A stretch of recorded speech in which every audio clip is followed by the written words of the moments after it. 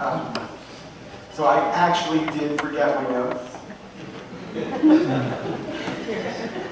I'll be told Woody's throwing a fit about going to sleep. I just got a text from his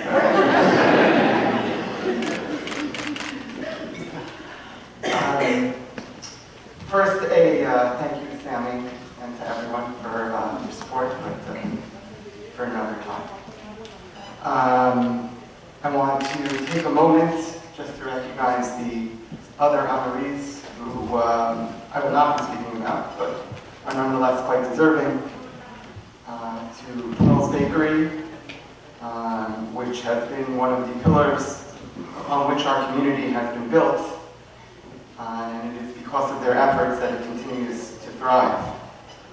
To Abe and Judy Alper, who continue to lead with modesty and with friendship and without ego, and their genuineness is certainly worthy of recognition.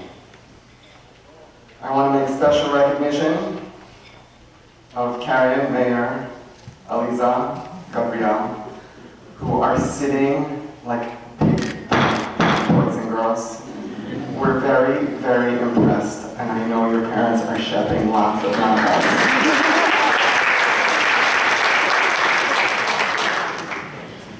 I assume we're just leaving. We hope so. Okay. No one's texted me about it. Sefer Vayikra builds towards Kedusha. And if we want to get technical about what holiness really means, so in terms of all technicalities, holiness is separation. The holiest place, the temple in Jerusalem, is separated, it's cordoned off.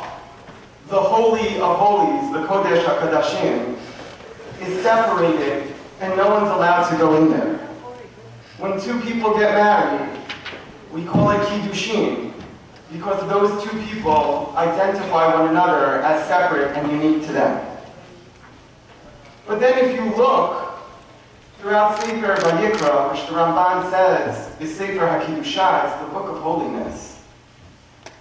So Kedusha isn't separate. Kedusha is everywhere. It might start in the temple in the first three parshiot, but by the time you're getting into it, it's in the homes, it's in the fields, it's everywhere. In fact, Rashi quotes when it says Kiddushim to you that you should be holy, he says Ne'emra v'hakel. He says the commandment to be holy was said b'hakel with all of the Jewish people present. Because Rov Gufei Tluyin Ba, Gufei Torah Tluyin Ba. Because most, if not all of the Torah is somehow connected or united with this notion of holiness. Which leads, I think, to the obvious question. How can Kedusha, how can holiness mean separate? And if it's separate, how can it be everywhere at the same time? For those of us who know Abby and David, we know that it's very possible. Holiness can be unique, it can be separate, it can be singular, but it can also be everywhere. It is my great pleasure to be here today, to honor a holy family. They are holy because of their commitment to education, to Jewish education, to our shul, where even though they're no longer employed, they still continue to invest a lot of time and effort into our youth department, to their home, which is a constant open door to so many families in the community, and I will say to my children in particular. But it's a home of kindness, of Torah learning, of Dharam Sheva Kedusha, of commitment to the Jewish people and to the state of Israel. If we are looking for people to put up on a pedestal as young leaders, they are certainly holy ones. They are certainly unique, but they have very much saturated our entire community with their commitments. And so it is with great pleasure that I introduced our young leaders for this year, Abby and David Bienenfeld.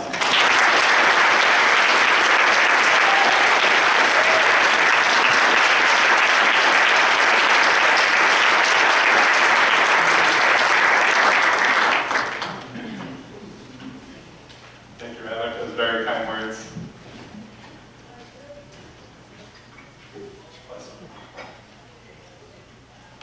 I don't have one of those cool phone things. On behalf of Abby and myself, I'd like to thank everyone here for your support and for this very nice turnout, in appreciation of our shul and community, and in recognition of the years of dedication and service that Abe and Judy have provided. I'd like to thank Sam Khan and the entire dinner committee for pulling this all together. I know how difficult it must be trying to collect all those late responses from a list of good Jewish people. And so thank you to Gary Katz, David Gross, and Adam Farber, who reached out to me to make sure that my family knew about this event. I got a text one Sunday morning from Farber. You know how sometimes people make typos in texts, and you try to decipher what the typo is supposed to read? And then sometimes the typo actually is a word that can make sense in context, and then maybe give an entirely different meaning to the message. Well, anyway, I got a text on Sunday morning from Farber that read, "I'm at a sinner meeting."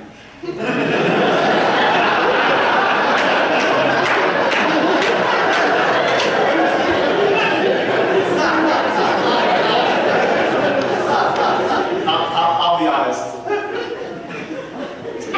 My first reaction was, oh wow. I didn't know they had it. Well, good for him. Are you sure we'd be so openly like that? Well, a few lines later, I understood that there was a group of people spending their Sunday morning, which I'm sure was just one of many, making this evening's event possible. That's hardly the work of dinners, and so thanks again to all those who partook in any of the dinner meetings and who contributed to this wonderful evening. Parshas Tazria makes no mistake in calling out a sinner, and it teaches us a critical lesson about Mitzorah that is relevant to tonight's event. The Torah states that all the while the nega is upon the Mitzorah, he must sit alone outside of the community. Rashi there quotes the Gemara explaining, this is a punishment that is a reflection of his sin, Lashon Hara, that brought about the tzara'ah. Just as Lashon Hara separates people, so he is separated from being part of the community.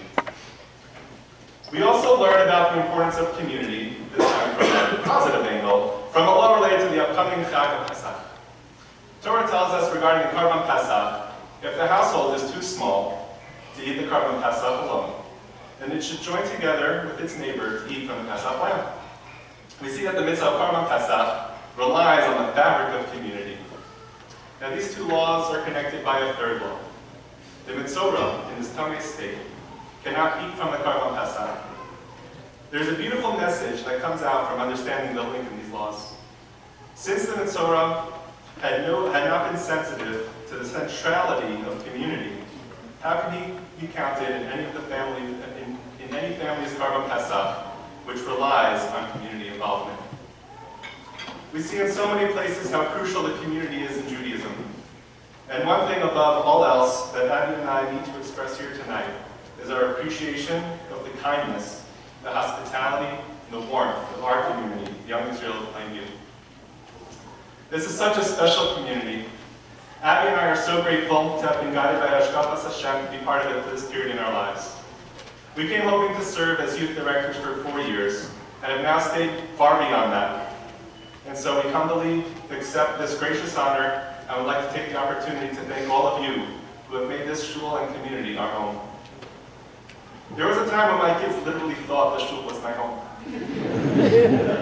Back when I was serving as the youth director, Abby and I started to pick up that the kids were referring to the shul as Daddy's house. We didn't quite know what to think at first. Were they super connected to God, that they called him Daddy? Were they really proud of the work we were doing as youth director? I'd like to think so, but more likely, I guess, for some portion of the year, the way Shkia and bedtime fell out, and the way I was saying, good night, kids, go home. But that wasn't the last time that their perception of how connected the ritual buildings of the community were to us would come up. When we made that next step and traded in our youth directorship for general due-paying membership with the fantastic New Family Initiative, still accepting applications, we brought the kids over to see the new house we purchased. They took a look around at all the rooms, checked out the backyard and the basement, and in the end, the only question they had was, "Mommy, where does the mikvah go?"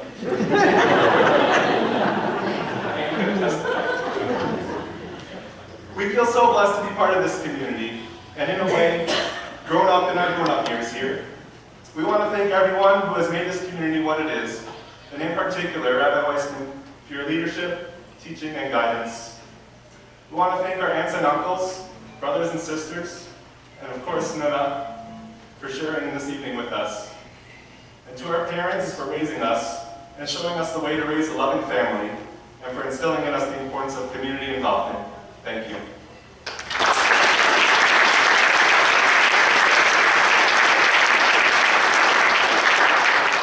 We want to take a second, Mayor and Karen and Elisa.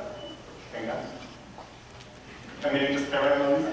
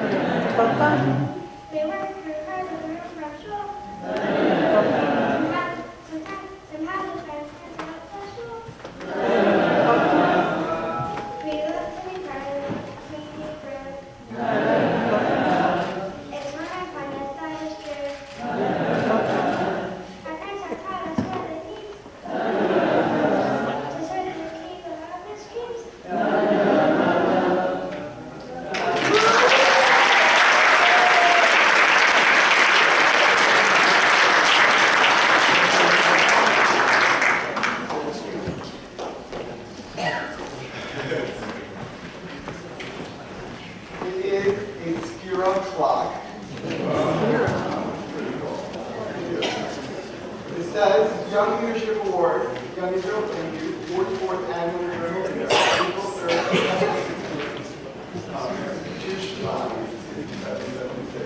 presented to Happy Day with Bienenfeld in recognition of your exceptional